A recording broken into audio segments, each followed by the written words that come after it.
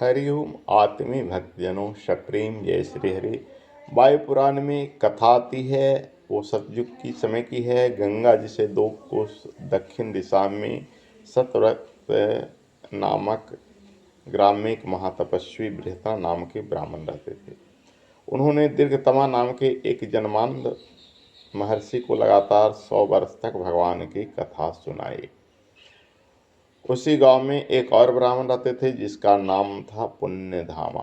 जब बृहत्तमा की कथा होने लगती तब पुण्यधामा जी भी वहां अवश्य सुनने पहुंच जाते।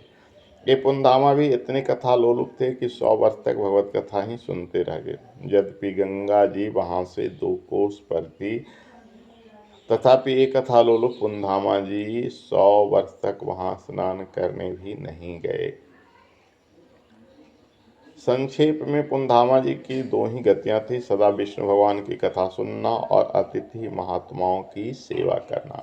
एक दिन पुण्यधामा जी जब कथा सुनकर लौटे, उसी समय उनके यहाँ 2 महात्माएं, एक का नाम धृतवर था, दूसरा का नाम ज्ञान सिंधु, तीर्थ यात्रा के प्रसंग में पधारे। पुण्यधामा जी ने उन्हें देखा तो उनके चरण में गिर पड़े, मधुकर काव्य से उनकी पूजा की, भोजन कराए, पंखा झले, पैर दबाए।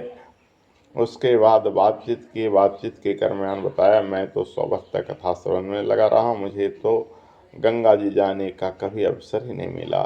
इतना सुनना था कि वो दोनों उन पर टूट पड़े, लड़ने लगे, बिगड़ गए, एकार तोकार गाली बात सब हुआ।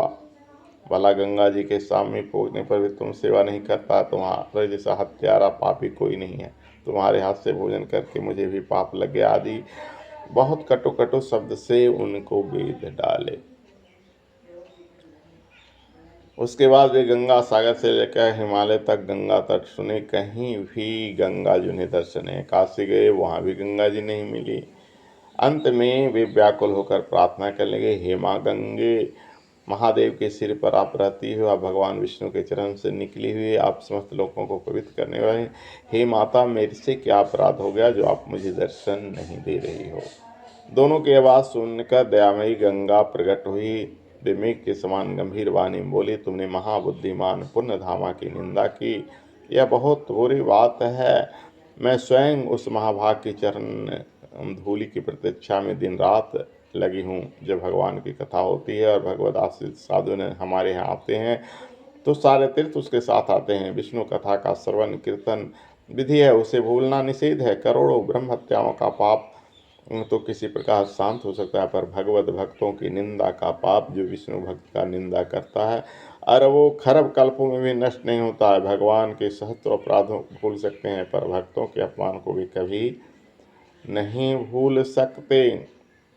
अतएव तुम लोग पुण्यधामा को प्रसन्न करो, जब तक ऐसा नहीं करोगे मेरा एक बूंद भी तुम्हारे लिए पर्याप्त नहीं होगा, तुम्हें जल नहीं दिखाई देगा। भगवती गंगा के द्वारा इस प्रकार समझाए जाने पर वे दोनों मुनि सतव्रत गांव गए और पुण्यधामा से प्रार्थना करने लगे।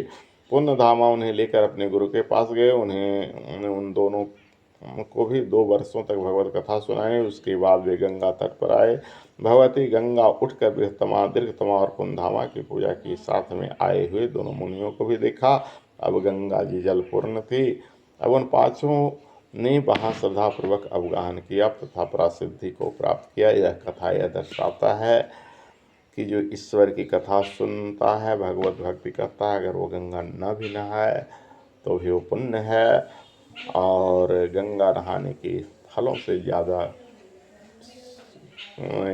हरि कथा सुनने का फल होता है, ऐसा वायु पुराण में बताया गया है। हरि ओम।